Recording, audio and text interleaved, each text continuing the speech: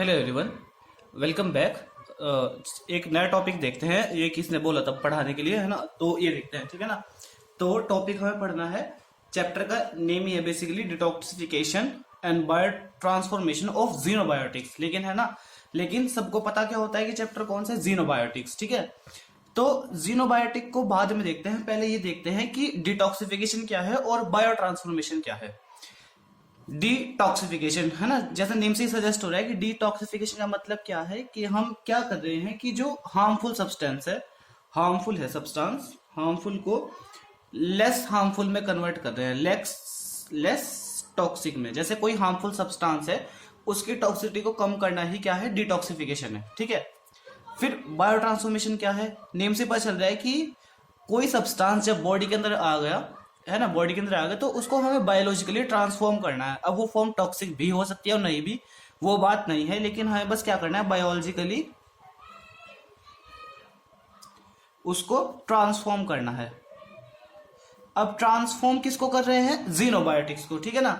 जीनोबायोटिक्स। अब इसको पहले जानते हैं जीनोबायोटिक क्या है। ग्रीक में जीनो का मतलब ही होता है स्ट्रेंज, ठीक है ना? तो ये क्या है बेसिकली? जीनोबायोटिक्स ये ऐसे सब्सटेंस है जो मिस्टेकनली या फिर कैसे भी करके बॉडी के अंदर आ गए हैं, लेकिन बॉडी के लिए कैसे हैं? बॉडी के लिए हार्मफुल है, ठीक है ना? बॉडी के लिए फॉरेन सब्सटेंस है बेसिकली। तो जीनोबायोटिक बॉडी के अंदर एंटर कैसे हुए, उसके वेरियस पाथवेज है। जैसे या तो मिस्टेकनली, जैसे एटमॉस्फेयर में वो था, हमने इनहेल करा, वैसे अंदर आ गया, ठीक है ना? तो या तो मिस्टेकनली अंदर आ गया, या फिर क्या हुआ कि सोचो मैंने कोई ड्रग ली, ड्रग मतलब मेडिसिन, मैंने कोई मेडिसिन ली, वो मेडिसिन क्या हुआ, उस सोचिए मेडिसिन है ऐसे, इसका ये ऐसी है, इसका इतना पार्ट तो इफेक्टिव है, इतना पार्ट कोई हार्मफुल मेटाबोलाइट है जो बॉडी को हार्म कर रहा है, ये फॉरेन सब्सटेंस की तरह एक्ट कर रहा है, फॉरेन सब्सटेंस की तरह, सॉरी, है ना? तो ये क्या होगा? ये भी एक तरीके से जीनोबायोटिक ही होगा। हमारे जीआईटी में बहुत सारे बैक्टीरिया होते हैं, ठीक है ना? अब वो बैक्टीरिया अलग अलग मेटाबॉलिज्म करते हैं, ठीक है? अलग अलग मेटाबॉलिज्म करते हैं, जैसे ट्रिप्टोफैन का करते हैं, लाइसिन का करते हैं, उनसे वो कुछ हार्मफुल केमिकल्स निकालते हैं, वो भी बॉडी के लिए जीनोबायोटिक की तरह एक्ट करते हैं, तो बाय बैक्टीरिया, ठीक है? तो ये तो बेसिकली क्या होगी, ये है जीनोबायोटिक का इंट्रोडक्शन, ठीक है? अब इन सब्सटेंस को हमें क्या करना है? बॉडी के अंदर इन्हें लेस टॉक्सिक बना के कैसे भी करके इन्हें बॉडी से हमें रिमूव करना है। उसके लिए कैसा होगा कि रिएक्शंस करनी है हमें फेज रिएक्शंस करनी है, डिटॉक्सिफिकेशन करना है इनका, बेसिकली डिटॉक्सिफिकेशन, हार्मफुल सब्सटेंस का डिटॉक्सिफिकेशन करना है।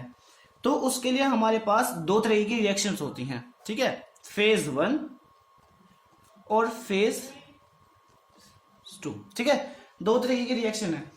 फेज 1 रिएक्शन में क्या कर रहा हूं मैं? सोचो जैसे बॉडी के अंदर कोई भी हार्मफुल सब्सटेंस आ गया, मुझे क्या करना है? मुझे उसको बेसिकली क्या करना है?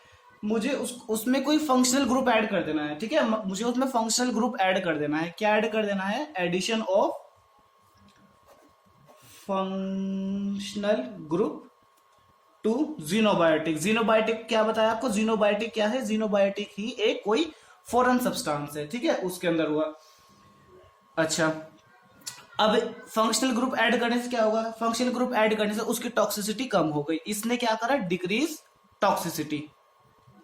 किसकी टॉक्सिसिटी कम हुई? जीनोबायोटिक की टॉक्सिसिटी कम हो गई, ठीक है? ये हुआ फेज 1 रिएक्शन है। फेज 1 रिएक्शन हम कैसे कैसे अचीव कर सकते हैं? 4 मेथड्स हैं उसके। पहला ऑक्सीडेशन, सबसे इंपॉर्टेंट यही है। ऑक्सीडेशन करने के लिए सॉरी, बुक के अंदर एक एंजाइम का नाम बहुत ज्यादा हुआ है, नाम है साइटोक्रोम P450 एंजाइम, ठीक है ना? बहुत ज्यादा इंपॉर्टेंट एंजाइम है। क्या नाम है? साइटोक्रोम P450, ठीक है? ऑक्सीडेशन के लिए ये बेसिकली क्या होते हैं? ये मोनो ऑक्सीजनेज एंजाइम है, मोनो ऑक्सीजनेज एंजाइम है, मोनो ऑक्सीजनेज, एक ऑक्सीजन ऐड करते हैं। ये ऑक्सीजन का एडिशन ही क्या होता है? ऑक्सीडेशन होता है, ठीक है ना? कैसे एंजाइम है? हीम कंटेनिंग, इनके अंदर हीम प्रेजेंट होता है। कहां प्रेजेंट होते हैं? लीवर में प्रेजेंट होते हैं। डिटॉक्सिफिकेशन बेसिकली लीवर में ही होता है, लेकिन किस ऑर्गेनेली में? ऑर्गेनेली में कहां पे? एंडोप्लाज्मिक रेटिकुलम, ईआर में प्रेजेंट होते हैं, एंडोप्लाज्मिक रेटिकुलम में, ठीक है ना? और फोर्थ पॉइंट है कि जब ये अपना फंक्शन करते हैं, इनको NADPH रिक्वायर होता है। इससे ज्यादा कुछ नहीं जानना है, सही में, इसमें इससे ज्यादा कुछ नहीं जानना ऑक्सीडेशन में। एग्जाम्पल बताते हैं ऑक्सीडेशन का, आगे डिटेल में पढ़ेंगे अल्कोहल मेटाबॉलिज्म। एक सेकेंड, हाँ अल्कोहल मेटाबॉलिज्म पढ़ेंगे आगे। तो अल्कोहल के मेटाबॉलिज्म के लिए जब अल्कोहल की टॉक्सिसिटी हो जाती है तो उसमें हमें क्या करना होता है कि उसमें हमें डिक्रीज करना होता है, क्या इसका टॉक्सिसिटी लेवल। उसके लिए हम क्या करते हैं कि अल्कोहल का ऑक्सीडेशन करते हैं, पहले अल्कोहल को एल्डिहाइड बनाते हैं और एल्डिहाइड को एसिड बनाते हैं, तो अल्कोहल मेटाबॉलिज्म, ठीक है। एक ये खत्म हुआ। नेक्स्ट है, दूसरा है रिडक्शन से भी होगी फेस 1 रिएक्शन। रिडक्शन किन के साथ होगी? ऐसे ग्रुप जिनके अंदर नाइट्रो फंक्शनल ग्रुप प्रेजेंट है, उनको हमें क्या करना है, उनको हमें NH2 बनाना है, अमोनिया। जैसे नाइट्रोबेंजीन बॉडी के अंदर अगर टॉक्सिक आ गई है तो उसको हमें बेसिकली ये एनिलीन बनाना है, ठीक है ना, एनिलीन बना के उसे बॉडी से एलिमिनेट करना है। और है थर्ड है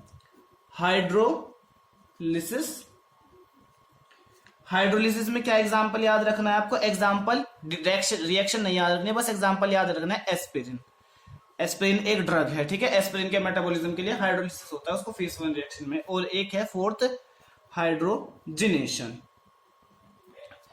क्वेश्चन कहां से बनेगा? क्वेश्चन फेज 1 रिएक्शन से नहीं बनेगा, क्वेश्चन फेज 2 रिएक्शन से बनेगा। फेज 2 इंपॉर्टेंट है, ठीक है ना। फेज 1 में टॉक्सिसिटी कम करी, फेज 2 रिएक्शन में हम क्या करेंगे, इनको वाटर सोल्यूबल बनाएंगे, ठीक है ना।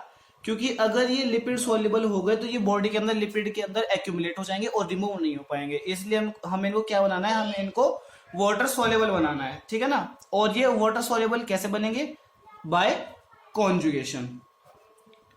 एक रिएक्शन करनी पड़ेगी, कॉन्जुगेशन बोलते हैं उसको। कॉन्जुगेशन से क्या होंगे? कॉन्जुगेशन से बनेंगे।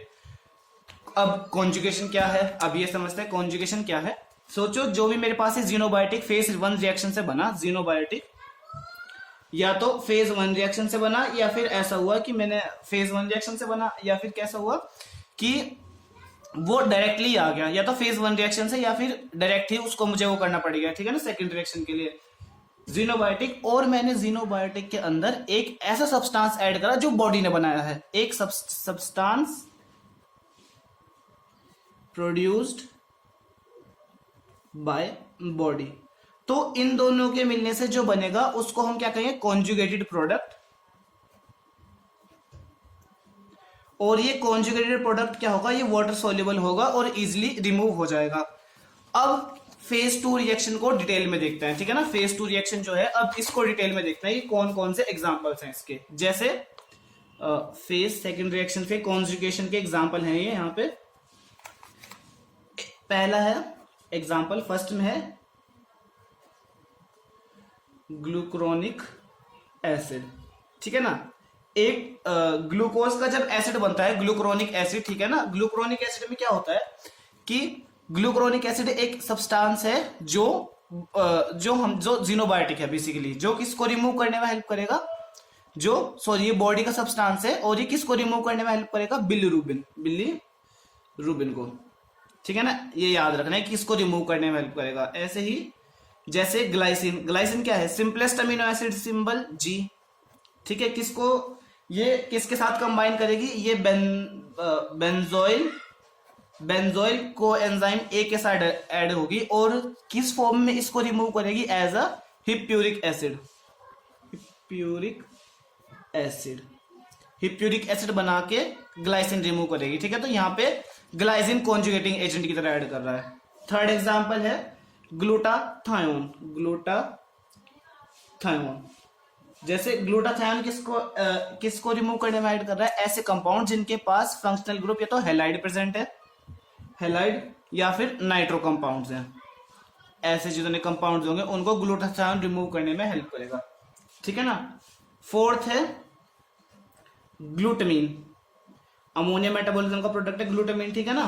तो ग्लूटामीन किसको करने में हेल्प करेगा? फिनाइल एसिटिक एसिड के लिए हमें क्या चाहिए? हमें ये चाहिए आपका ग्लूटामीन। फिफ्थ है सैम, एस एडिनोसाइल मिथियोनिन। जब सल्फर कंटेनिंग अमाइनो एसिड का मेटाबॉलिज्म होगा तब वहां पे एक ऐसा इंटरमीडिएट ग्रुप बनता है जिसके पास ना फ्री जिसके पास जिसके पास मिथाइल ग्रुप होता है, फ्री मिथाइल ग्रुप। तो बॉडी के अंदर जहां जितनी भी मिथाइलेशन की रिएक्शन होगा ना, जितनी भी मिथाइलेशन होंगी वो सब की सब किस होंगी, सैम से ही होंगी बेसिकली, ठीक है ना, जितनी भी होंगी हैं। और एक है बाय सल्फर एडिशन के, अगर किसी भी कंपाउंड में सल्फर ऐड कर दो तो, ठीक है ना। ये 6 एग्जांपल हैं। सिर्फ रिएक्शन यही बनेगा कि फेज 2 रिएक्शन क्या होती हैं, उनको डिफाइन करो और उसके एग्जांपल लिखो। फेज 2 के तो ऊपर फेज 1 का था। इस पूरी जीनोबायोटिक्स में सिर्फ बनेगा और इससे ज्यादा कुछ भी नहीं है जीनोबायोटिक्स में, ठीक है ना। आई होप लेक्चर थोड़ा भी हेल्पफुल लगा होगा और मदद मिली होगी आपको पढ़ने के लिए। बाकी मिलते हैं नेक्स्ट वीडियो में।